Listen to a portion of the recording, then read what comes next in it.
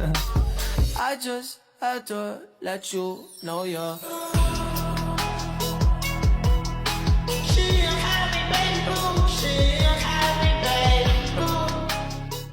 Sebelumnya, Assalamualaikum warahmatullahi wabarakatuh.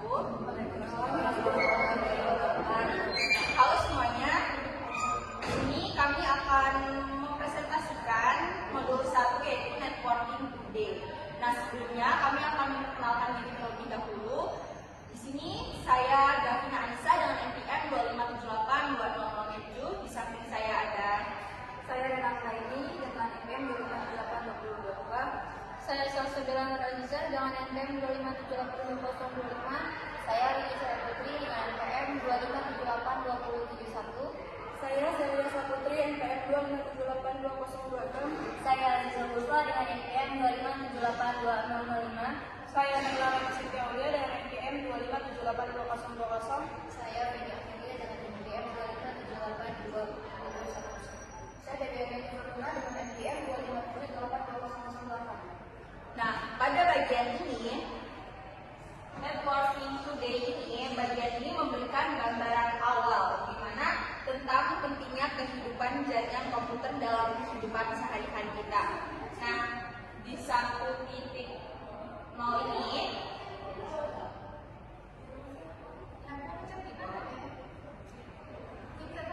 pendahuluan di era digital saat ini, hampir semua aktivitas manusia itu bergantung pada yang namanya jaringan komputer. Nah, mulai dari komunikasi, pendidikan, bisnis, hingga hiburan. Semuanya itu memanfaatkan jaringan untuk bertukar informasi dengan cepat dan efisien. Selanjutnya, apa sih itu jaringan komputer? Jaringan komputer itu adalah sekumpulan perangkat yang saling terhubung untuk berbagi data dan sumber daya.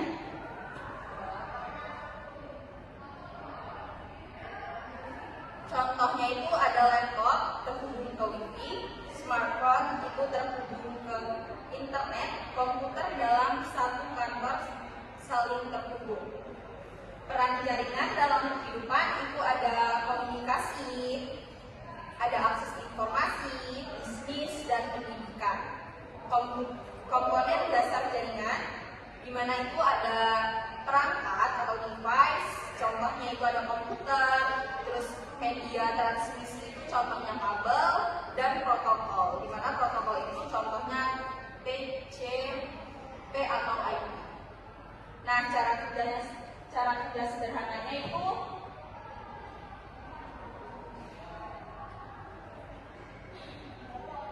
ada ketika kita mengirim data melalui jaringan, itu ada data dikirim dari perangkat pengirim. Selanjutnya ada data melewati jaringan atau kabel WiFi, data diterima oleh perangkat jaringan. Nah, itu cara kerja sederhana dari jaringan. Sini tujuan pembelajaran kita yaitu memahami konsep dasar jaringan, mengetahui peran jaringan dalam kehidupan, dan mengenali komponen utama jaringan. Sini di pembelajaran modul 1 ini, kesimpulannya yaitu jaringan komputer merupakan bagian penting dalam kehidupan modern. Tanpa jaringan, komunikasi dan pertukaran informasi akan menjadi jauh lebih lambat dan tidak efisien. Nah, segitu saja penjelasan dari modul 1. Nah, maka akan dilanjutkan dengan 1.2. Di sini saya akan menjelaskan modul 1.2 yaitu komponen jaringan.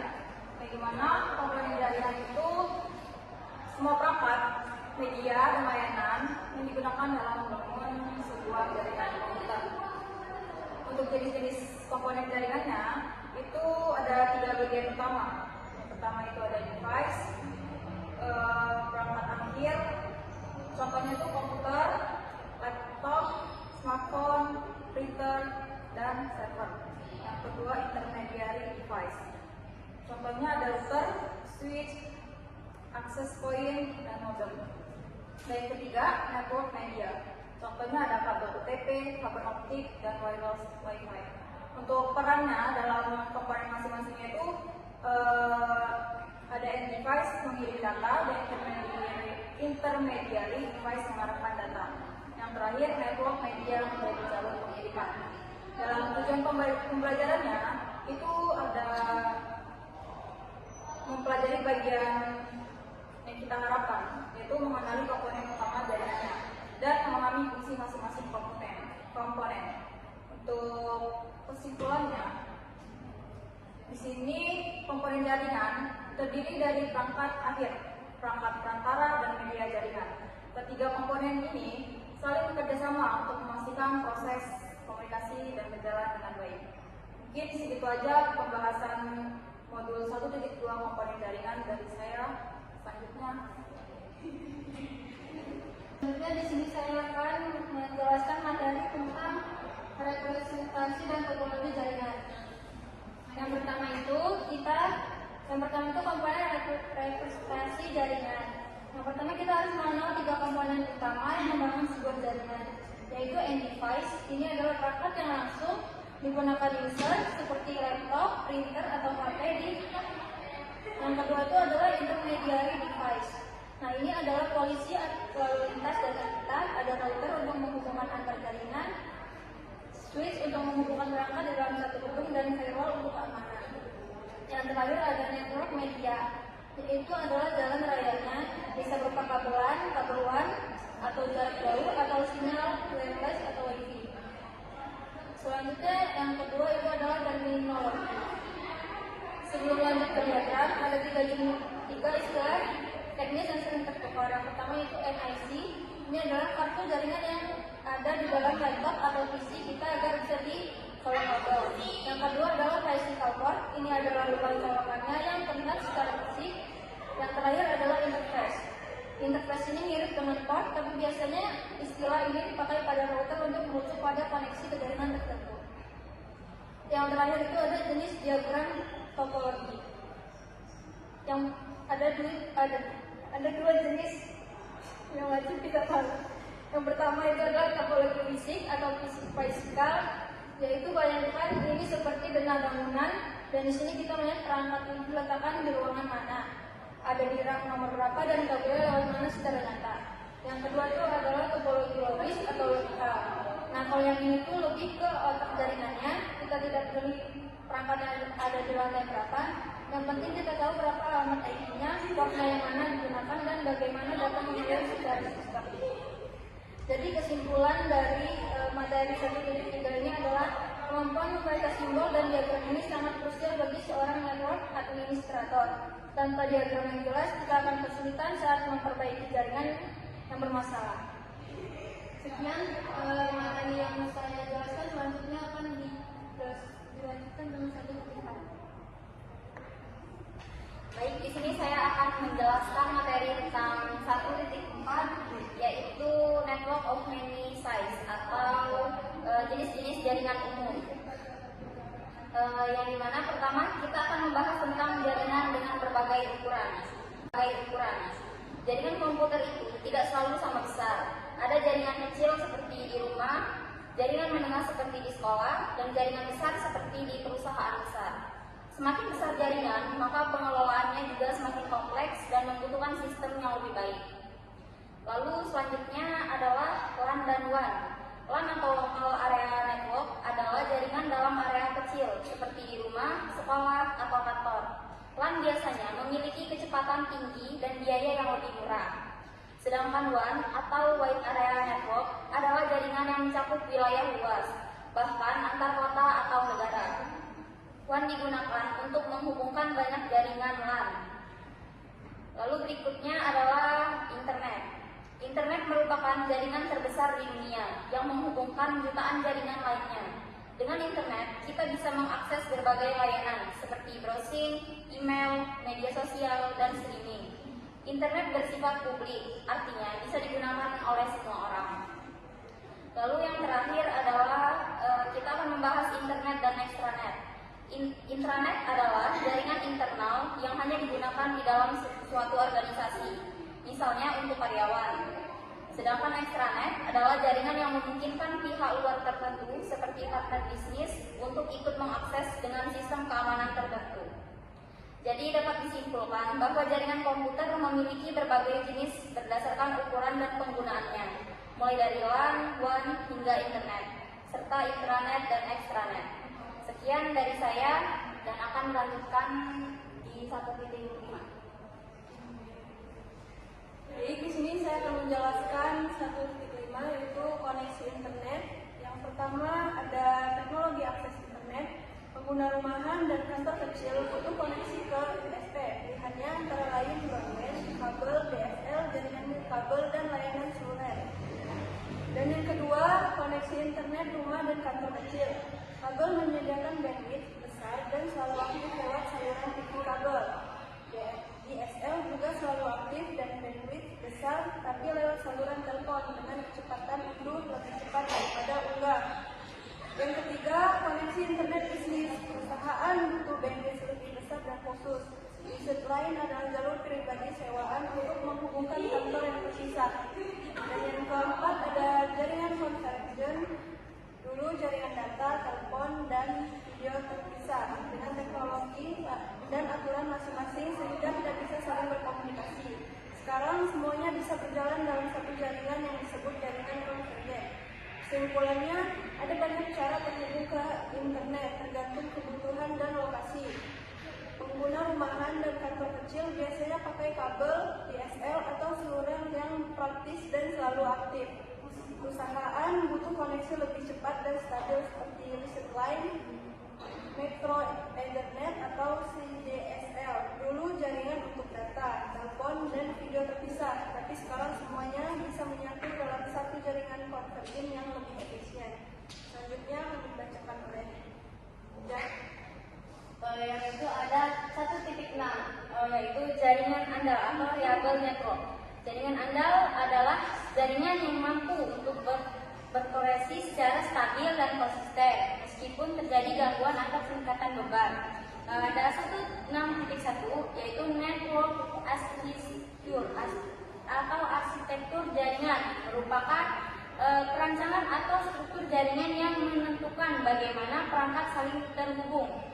Perancangan yang baik akan memudahkan pengelolaan, pengembangan, dan pemeliharaan jaringan. Yaitu ada toleransi kesalahan atau fault toleransi.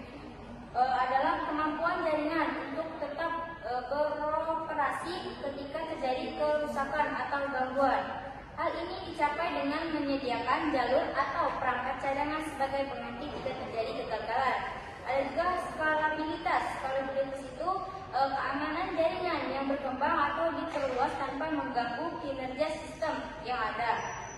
Jaringan yang skalable dapat menampung penambahan penggunaan maupun perangkat dengan mudah. Terus ada QoS atau Quality of Service. Itu mekanisme untuk mengatur prioritas lalu lintas data dalam jaringan. Dengan QoS, data yang lebih panjang akan diprioritaskan agar kualitas layanan tetap optimal. Lalu ada keamanan jaringan, bertujuan untuk melindungi sistem dari ancaman seperti akses tidak sah, serangan siber, dan malware. Penerapannya meliputi penggunaan autentikasi, enkripsi, dan perangkat keamanan seperti firewall. Selanjutnya 1.7. Selanjutnya ada network trends. Network trends adalah bagian ini ngebahas tren perkembangan jaringan sekarang. Intinya jaringan makin kompleks, tapi juga makin fleksibel. Yang pertama ada bring your own device. Artinya orang boleh pakai HP atau laptop pribadi buat connect ke jaringan kantor atau sekolah.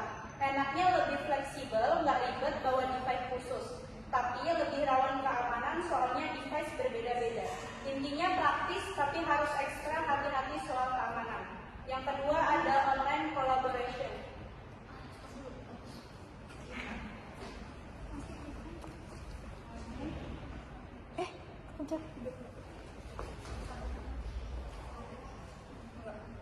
Selanjutnya ada online collaboration.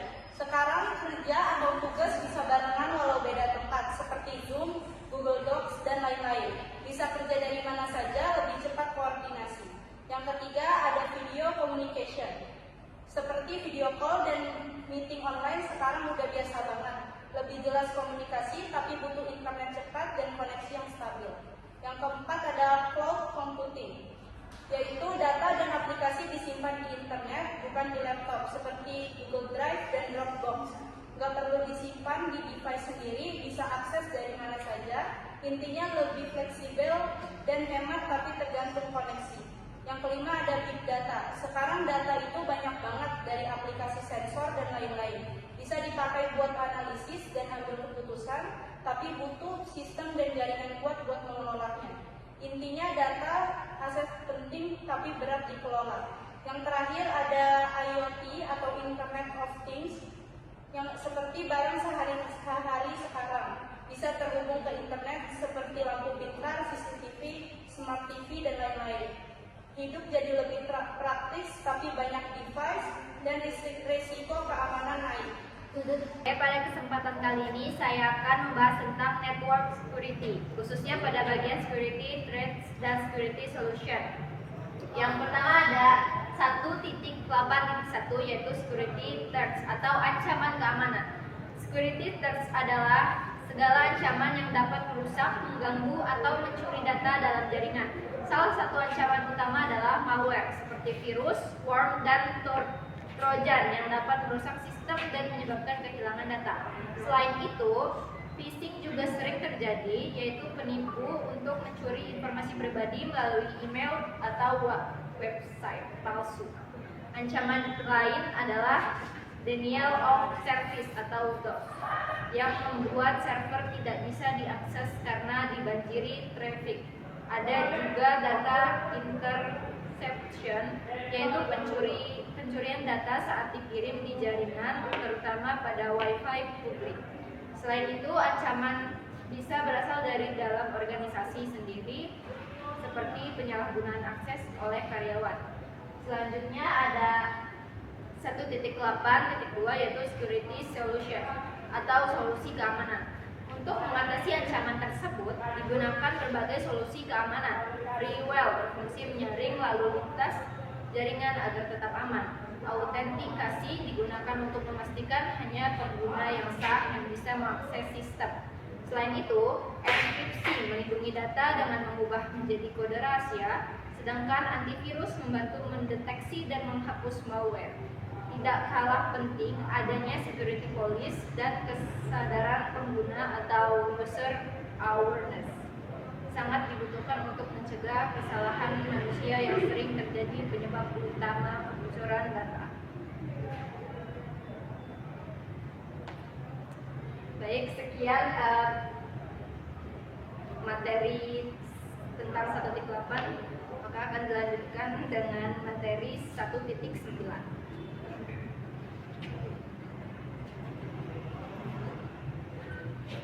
Baik, saya akan melanjutkan materi 1.9 yaitu apa itu CCNA.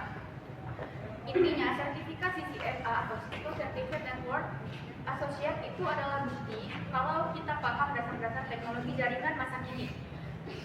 Apa itu CCNA? Intinya, sertifikat CCNA, Cisco Certified Network Associate, itu adalah bukti kalau kita paham dasar-dasar teknologi jaringan masa kini. Karena dunia IT berubah terus, CCNA sekarang sudah diperbarui supaya kamu nggak ketinggalan zaman. Apa saja yang kita pelajari? Dulu mungkin cuma soal kabel dan router, tapi sekarang CCNA lebih luas.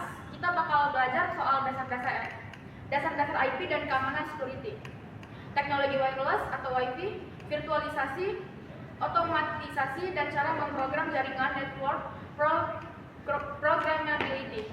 Nah, ada kabar baik untuk kita, nggak ada syarat ribet. Kita bisa langsung ambil sertifikasi level apapun, associate, spesialis, profesional, tanpa harus punya sertifikat dasar duluan. Ada pilihan lain selain CCNA, ada juga sertifikasi DevNet buat kita yang lebih suka ke arah pengembangan software atau modding. Prospek kerja punya sertifikat CCNA bikin kita lebih dilirik di dunia kerja. Kamu bisa cari lowongan lewat talent, risk matching, engine, fitur khusus di situs Nantucket buat cari kerja Cisco atau mitranya. situs pencari kerja umum seperti Indeed atau Glassdoor dengan kata kunci. Sekian penjelasan dari saya alihkan ke moderator. Mungkin presentasi dari kami cukup sampai di sini tentang Networking Today modul 1. Kami akhiri. Wassalamualaikum warahmatullahi wabarakatuh. Waalaikumsalam warahmatullahi wabarakatuh. I just had to let you know you're